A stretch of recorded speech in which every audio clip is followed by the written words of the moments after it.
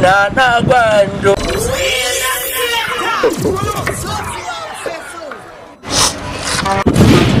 Kai, alkura nake ga muku. Ai kwanan nan zan sa gasa da ni da Zomo. Da ni da Zomo.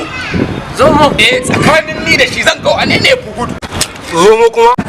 Kwarai ma kuwa. Yawwa, Mado, kama tuna min.